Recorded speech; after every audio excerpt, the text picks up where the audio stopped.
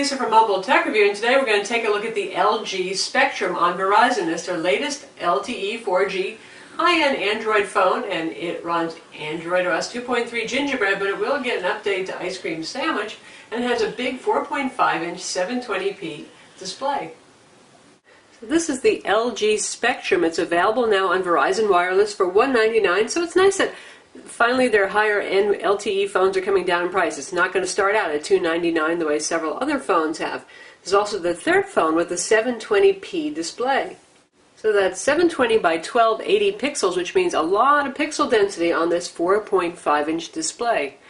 It's certainly a colorful display. It's very sharp. It's great for reading ebooks.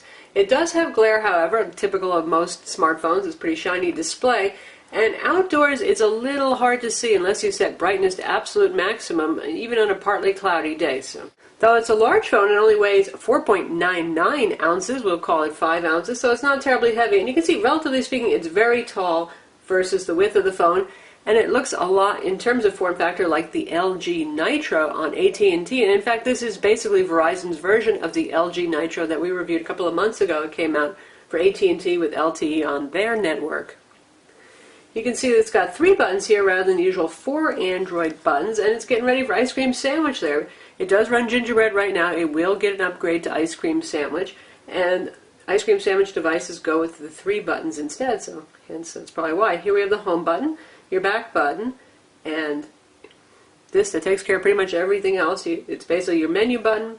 You can get to settings, your wallpaper, themes, notifications, and search. So it's loaded basically the menu and the search button together currently under Gingerbread. Now by default this ships with a feature that turns off the backlight of the buttons whenever you touch the display, which is kind of silly because you can't really see these too well in the dark except for the home button. So many of us do touch the display to wake it up so we can see the buttons. So you can turn that option back on. Now we take a look around the device. Bottom here, this is where you yank off the back in this little groove here. Nothing else going on. On this side we have the volume rockers, pretty subtle, but they're usable enough. Up top we have the micro USB port under a door, 3.5mm stereo jack, your microphone hole, power button. Nothing going on this side. And the back, well, it's kind of nice. I actually like these glossy pattern finish backs.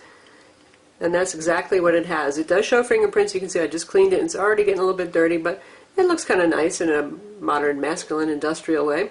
It's your speaker grill right here, and your 8-megapixel camera with the LED flash. Phone also has a 1.3-megapixel video chat camera up front. And by the way, that rear camera takes pretty nice shots. LG makes a nice camera. Pretty good exposure and color saturation there. And it can shoot 1080p video. If we take a look at the software on the device, you can see that they've customized the home screen. We've got their usual combo widget here. It's got the time, it's got the weather, and you can manually update by tapping the update button over here. And you can have multiple cities. You can see I have arrows up here so you can actually go through and see different cities. And they've got their little customized launcher strip down here. And if you want to see all apps, it's the typical LG thing. It's got the app drawer. Now I actually like this because I install a lot of apps, so it's a way that you can organize things into different groups. You can delete any of these you don't want, you can create new ones, and you can hide them so you don't want to use something too much. Just compress it down. So, not too bad. The penalty that we pay for this LG UI on top of the phone is that it does sometimes slow it down and make it a little bit bulky once in a while. Thankfully, it has a Qualcomm Snapdragon dual-core CPU running at 1.5 gigahertz, so it's got plenty of processing power. It comes with a 16 gig micro SD card, and there's about 1.5 gigs of available internal storage. So like the Nitro, it doesn't have lots of internal storage available, but that's certainly adequate enough, and with today's high capacity micro SD cards being available fairly cheap, I'm not too concerned about that. In terms of software here, you've got all your standard Google applications, voice dialer on here as well, contacts, standard phone UI. In the Verizon Wireless group, you can see we've got all of their stuff in their own little hole together, so those of you who don't like bundled software will be happy. You can even tap on that and minimize it and not have to see it. But there are some useful things here. You've got BitBop, which is their version of streaming TV, costs $10 a month, and we'll show you that. The usual Blockbuster bundle, Kindle's on here, Let's Golf 2, it seems like every Verizon phone gets that one. Need for Speed, Hot Pursuit, their VCast Media Manager, their App Store, VZ Navigators here as well, and of course Google Maps and Navigation are also on board, and they've got Rhapsody on here. Media is your standard Google applications, plus LG has their own video player on board, and their SmartShare, which is wireless DLNA. Under Tools we have all the usual, utilities like the calculator, all that kind of thing. You can move these around, by the way. Like if you don't think Maps belongs in Tools, you can move it. The same way with Navigation. Polaris Office is on board, and this is the full version, so you can actually view, edit, and create Word, Excel, and PowerPoint documents. So that's nice to have the full version on board. Got the usual YouTube player, we've got Adobe Flash, and anything you download gets put in the downloads, as does the Android Market icon. Another little bit of UI customization is you got the drop-down controls for your speaker, orientation lock, Bluetooth, GPS, and flight mode. And this is your Wi-Fi on-off right here, but it just takes you to the settings screens as a shortcut. I kind of prefer the way Samsung does it, where you just drop down, you can turn Wi-Fi on and off. In terms of benchmarks, the LG Spectrum does decently, middle of the pack for a faster Android phone, but it's not exceptional. Which is interesting because battery life, sort of like the Nitro, is not a strong point of this phone. Verizon LTE phones generally have impaired battery life, honestly, when you're on LTE or if you're switching back and forth a lot. But this guy really isn't pushing the processor as far as we can tell. The Quadrant score is 2480, which is not bad but not exceptional. LinPack is 65, Antutu is 5838, and SunSpider was 2432. So decent numbers, but not, wow, really super duper fast. Speaking of LTE, you can see we have 2 bars right now. Well, that's a little bit optimistic. Verizon assigns a surprising number of bars sometimes to a signal. We'll take a look at what our actual signal is here. And you can see that 2 bars is equaling negative 114 dB of signal, which is not a very good signal. And there's our 1x signal strength. I do like that you get information for both. 1x is what you're going to use for calls, so it's also handy to know how good your voice signal is. We took the phone to a better LTE signal area where we had negative 84 dB, and that's a pretty good signal. And you can see our history here. So those are very respectable download and upload speeds. Anywhere from 15.6 to 21.2 megabits down, and between 9.9 and 14 for uploads. That's pretty good speeds.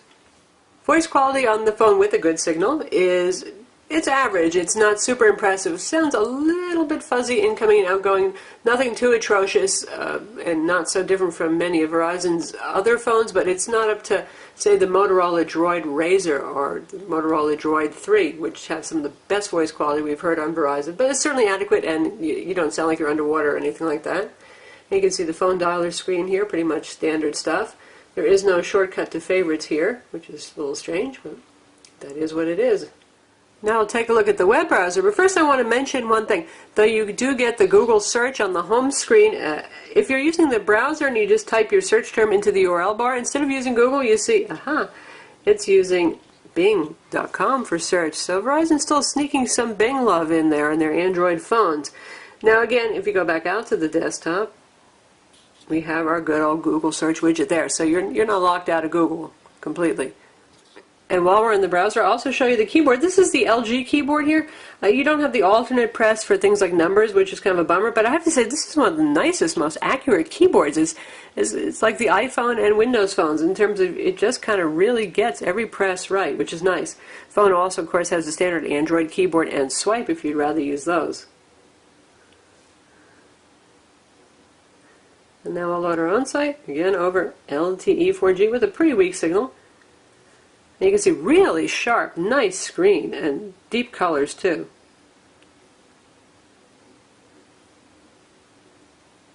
Pinch zooming is reasonably responsive. It's still finishing loading some stuff on the page, and it's still handling that just fine. And now we'll do our usual Adobe Flash test.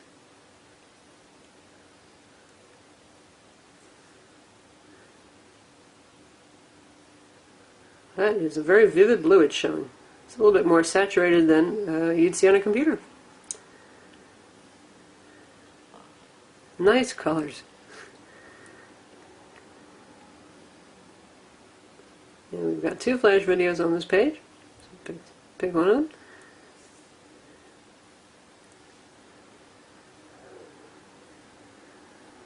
Still streaming over LTE. Hopefully.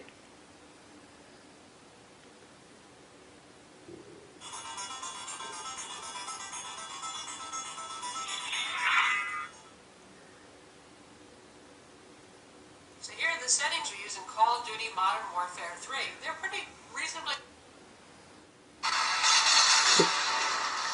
So here we have a gaming demo video playing, full screen.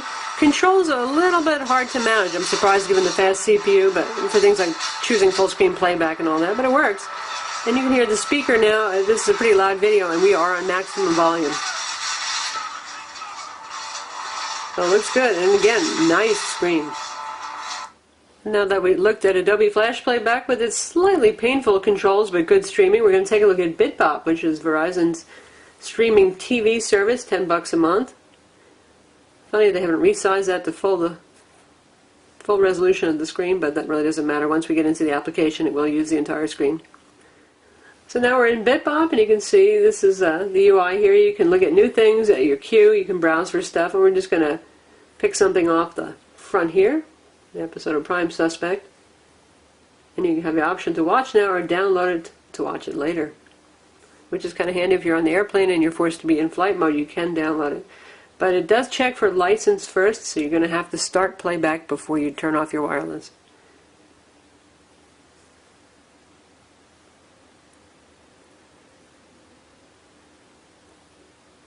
And we are doing this over Wi-Fi now since our LTE signal is not that strong. Looks really great. Again, the screen really shines when you're watching video. Speaker is reasonably good.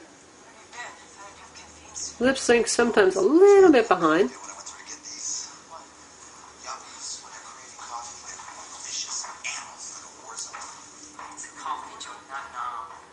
So there's streaming TV on BitBop.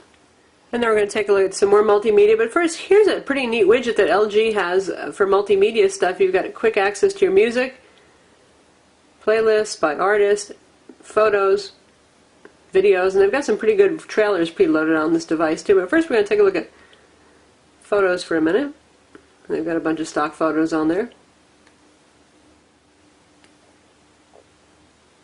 So this has LG's gesture control, and you can do things like tap it to advance to the next picture.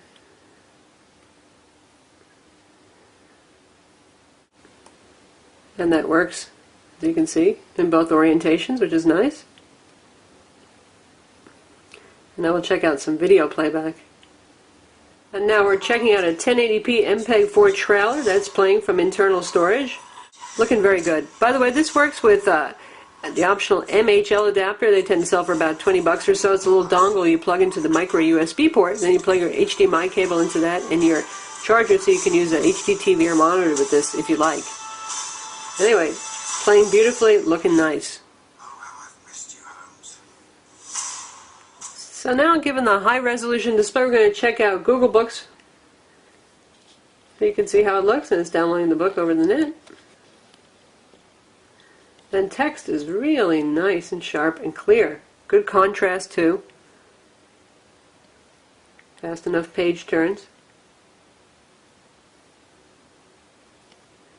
And we can adjust our font size so you can see a little bit bigger. It starts out pretty darn small, so you gotta go a lot of pluses if you want to see it much bigger. But there we have fairly large text now.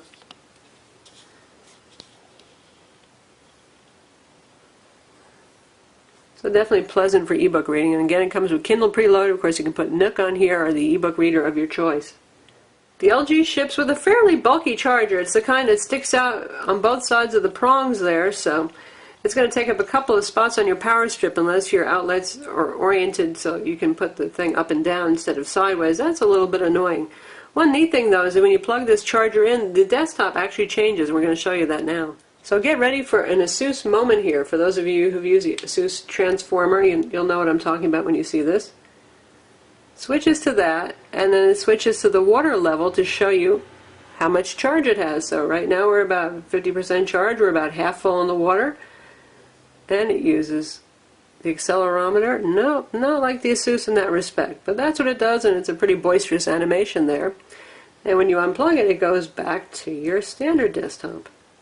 So that's the LG Spectrum. It's available now.